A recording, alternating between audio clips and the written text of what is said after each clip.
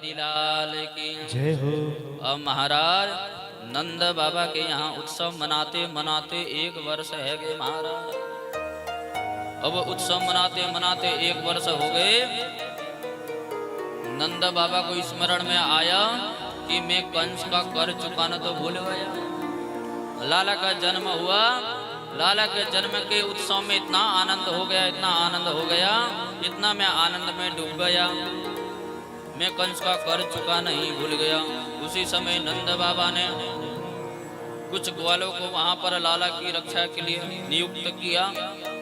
नंद बाबा ने कहा मैं जा रहा हूं कंस के पास, कंस को कर चुकाने के लिए, इनकम टैक्स देने के लिए। तो महाराज यहाँ पर नंद बाबा कुछ ग्वालों को वहां गोकुल की रक्षा के लिए रख करके बोले महाराज बैलगाड़ी में माखन मिश्री रख करके मथुरा की ओर जाने लगे।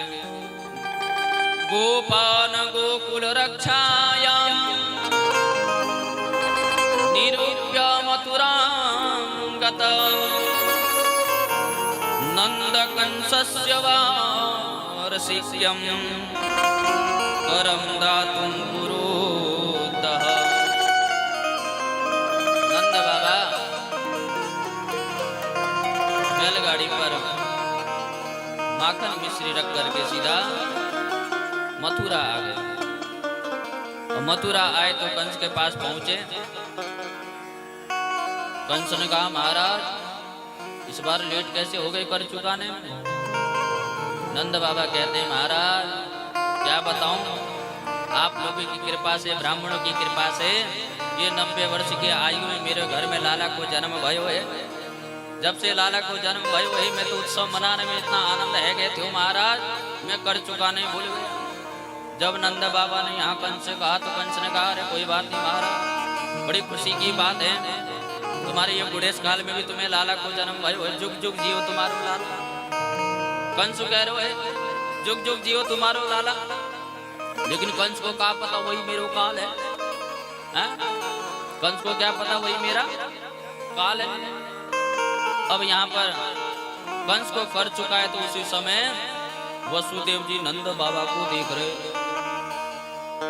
नंद बाबा को वसुदेव जी देख रहे थे। वसुदेव जी सोच लगे आज मेरो लाला 1 वर्ष हो गए महाराज, लेकिन मैं लाला की रक्षा के लिए लाला को गोकुल में छोड़ करके आया, लेकिन नंद बाबा यहाँ घूम रहे, अगर लाला को कुछ है गए तो।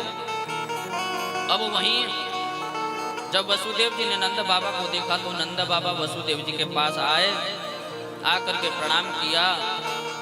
लेकिन यहाँ पर वसुदेव जी कहते हैं अरे नंद बाबा मैंने सुना है तुम्हारे घर में लाला को जन्म भयो है, बड़ा जुग जुग जियो तुम्हारो लाला, बड़ा सौभाग्य का विषय है कि तुम्हारे बुढ़ेस काल में भी तुम्हारे घर में लाला को जन्म भयो है। लेकिन यहाँ पर वसुदेव जी तो नंद बाबा को बधाई दे रहे हैं, लेकिन नंद बाबा कहते हैं अहोती देवकी पुत्रा कंसेन बहवो हता एका वसिष्ठा वरजा कन्या सापे दिवं गता। यहाँ पर वसुदेव जी तो नंद बाबा को बधाई दे रहे, लेकिन नंद बाबा थोड़ा दुख व्यक्त कर रहे हैं। अरे ये पापी कंस ने, मैं जानता हूं तुम्हारे 6 पुत्र को मार डाला और एक कन्या भई थी वो भी आसमान में उड़ गई। अब नंद बाबा यहाँ दुख व्यक्त कर रहे थे, लेकिन वसुदेव जी ने कहा अरे छोड़ो, अरे कंस पापी है, उसका पाप का कर्म उससे मिलेगा, आप इस बात को चिंता मत करो। लेकिन नंद बाबा आप यहाँ घूम रहे हो और लाला को अकेले छोड़ के आ गए, मैं बहुत बड़ा ज्योतिषी हूँ।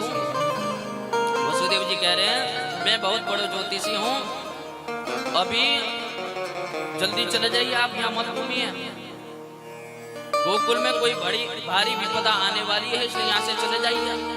कहा तो बोले महाराज नंद बाबा गोकुल की ओर चल पड़े, लेकिन इधर कंस चिंता में बैठा हुआ है। कंस चिंता में बैठा हुआ है। उसी समय कंस की बहन आ गई पूतना।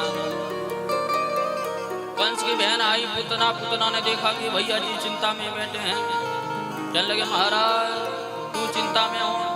बोले महाराज कंस कहता है क्या कहूँ, जब से उस देवी ने कहा कि अष्टम गर्भ तुम्हें मारने वाला पैदा हो चुका है, तब से मुझे रात भर नींद भी नहीं आती, ना जाने कहाँ वो पैदा हुआ होगा।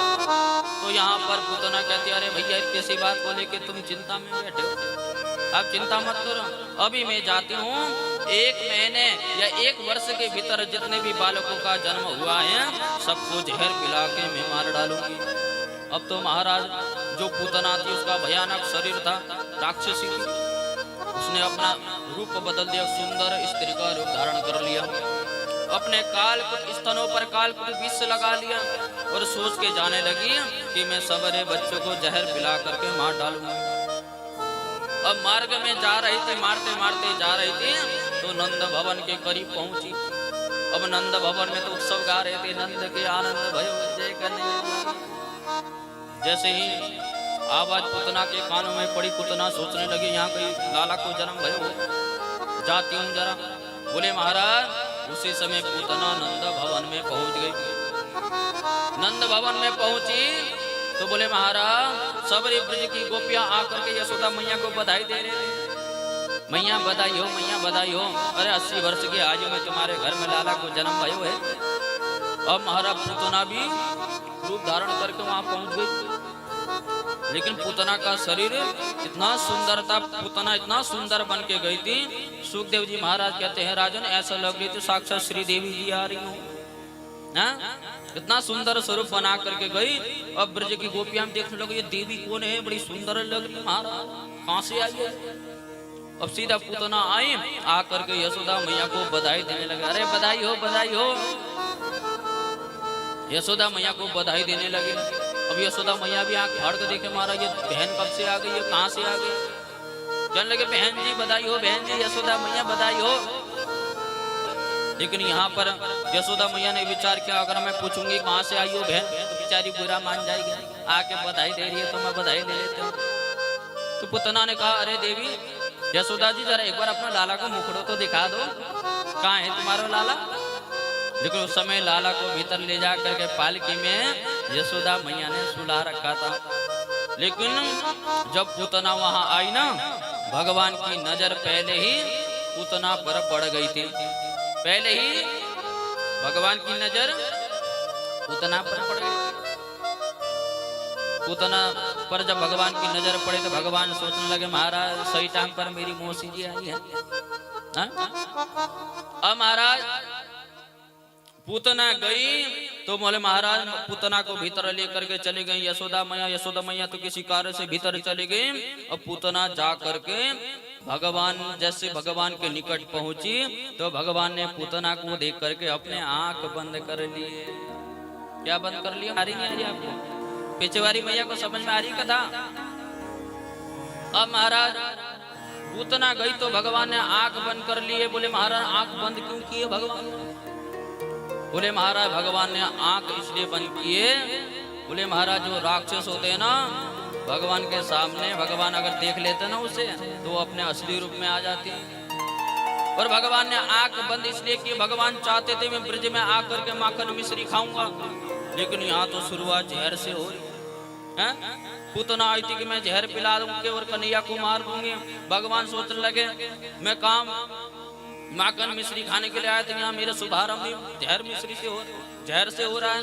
तो यहाँ पर आंख बंद करके भगवान भोलेनाथ का ध्यान करते, अरे भोलेनाथ जहर पीने का अभ्यास आपको है, आप आकर जहर पी लीजिए, हम दूध पान कर ले। बोले महाराज भगवान ने आंख बंद इसलिए किए क्योंकि जब हम अपने बच्चे होते हैं ना छोटे, कोई कड़वी वस्तु पिलाते तो कहते हैं ना बेटा आंख बंद करके पी जाओ, तो भगवान ने आंख बंद इसलिए की कि भगवान सोच लगे पहले मैं आंख बंद करके जहर को पी लेता हूँ फिर मैं दूध पीऊंगा। बोले महाराज उसी समय पूतना ने क्या किया, कन्हैया को पालकी से उठाया, उठा करके ले जाने लगी। लेकिन उससे पहले मेरे कन्हैया ने उसके स्तनों को पान करने लगे। पहले तो कन्हैया ने जहर पिया, क्या पिया, जहर पिया। फिर कन्हैया ने दूध पिया। बोले महाराज दूध पीने के बाद अब कन्हैया उसके प्राणों को पीने लगे हैं। क्या पीने लगे मैया, प्राणों को पीने लगे हैं। उसी समय बोले महाराज मथुरा की ओर ले जाने लग रही थी, उसी समय सामने कंस की 6 कोस की बगीचा पड़ी हुई थी। उसी समय कन्हैया ने पूतना को वही बगीचा में दे पटका और उसका गोविंदाय नमो नमः हो गया। बोलो पूतना निकंदन भगवान की। जैसे ही भगवान ने पूतना को मारा, बड़े महारा, बड़ी जोर की आवाज आई। ब्रज की गोपियां दौड़ी दौड़ी आई, यशोदा मैया दौड़ी दौड़ी आई। बोले कहा भयो, कहा भयो? बोले कन्हैया कहाँ है? लाला को तो पता ही ना है महाराज। जब आगे दौड़े दौड़े गए तो बड़ी राक्षस मरी हुई है और कन्हैया उसके हृदय, उसके छाती में जाकर के खेल रहे हैं। यशोदा मैया बोली बोले राम राम राम, ये तो छोटो सो लाला इतना बड़े राक्षस के कमर पर ऊपर कैसे चढ़ गया? बोले उसी समय नंद बाबा भी पहुंचे। नंद बाबा सोच लगे राम राम, वसुदेव जी ने सही कहा था कि नंद भवन में कोई विपदा आने वाली है। उसी समय बोले महाराज जो पूतना का शरीर था ना, इतना भयानक, 6 कोस का था। कितना कोस का? 6 कोस का शरीर था। 1 कोस में 3 किलोमीटर होता, तो लगा लीजिए 6 कोस में कितना किलोमीटर है महाराज। इतना भयानक शरीर है। सीढ़ी मंगवाया गया, सीढ़ी को रखा, सीढ़ी में चढ़ करके लाला को उतार कर लेकर के आए। ला करके आकर के अब सवरी गोपिया यशोदा मैया लाला को स्नान करा रही हैं। स्नान करा करके भगवान के नाम से ही भगवान को स्नान करा रही है। क्या कह रही है? इंद्रियाणि हृषिकेश प्राण नारायणो वतु श्वेत द्वीपपति सिद्धम मनोयोगेश्वरो वतु। भगवान को भगवान के नाम से ही गोपियां स्नान करा रही हैं। क्या कह रही हैं? इंद्रियाणि हृषिकेश, हे हृषिकेश भगवान हमारो लाला की इंद्रियों की रक्षा करना। और कह रही नारायणो वतु, हे नारायण भगवान हमारे लाला के प्राण की रक्षा करना।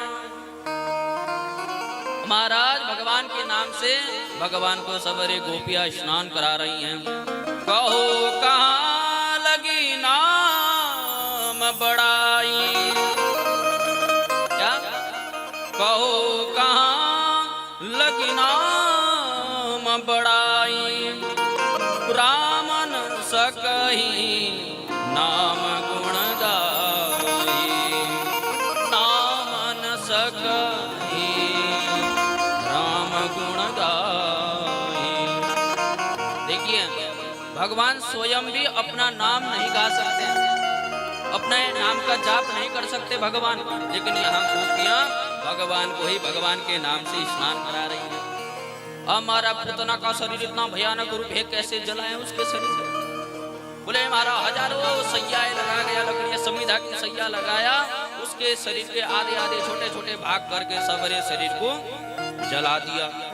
तो बोले पता है क्या हुआ? जब पूतना के शरीर को जलाया तो बोले महाराज दुर्गंध नहीं आया। बोले क्या आया? सुगंध आया। बोले महाराज क्यों आया? परीक्षित जी महाराज कहते हैं सुखदेव जी से, बोले महाराज वो तो पापिनी पूतना थी, जहर पिला करके बच्चों को मारती थी, और उसके शरीर से दुर्गंध क्यों नहीं आया, सुगंध क्यों आया? तो पूतना लोक बाल राक्षसी रुदिरासना जिघांसया विहरये स्तवनं दत्वापसदगति। भगवान सुखदेव जी कहते हैं राजन भले ही पापिनी पूतना क्यों ना हो, पूतना पापिनी क्यों ना हो, बोले उसने भगवान को स्तनपान कराया है, उसके शरीर से दुर्गंध नहीं आया। लेकिन यहाँ पर भगवान ने ऐसी पापिनी पूतना को कैसी सद्गति प्रदान की? सुनिए, पापी थी ना पूतना, तो बच्चों को, छोटे छोटे बच्चों को जहर पिला के मार रही थी, इससे बड़ा पापी क्या हो सकती है? लेकिन ऐसी पापिनी पूतना को भी भगवान मेरे नारायण ने, मेरे माधव ने, मेरे कन्हैया ने अपनी माँ जैसी सद्गति प्रदान किया। कैसी सद्गति? अपनी माँ जैसी। अहो बकीयं स्तनकालकूटं जिघांसया पाययदाप्यसाद्